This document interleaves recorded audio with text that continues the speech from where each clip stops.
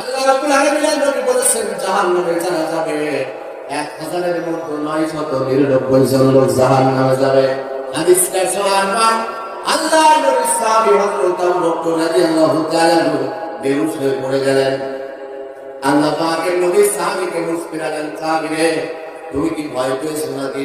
হযরত আবু বকর রাদিয়াল্লাহু তাআলা বলেন, ইয়া রাসূলুল্লাহ, ইয়া হাবিবাল্লাহ, আল্লাহ রাব্বুল আলামিন যদি 1000-999 জন লোককে জাহান্নামে দেয়, আমি আবু বকর কি সে একজন হতে পারবো নাকি?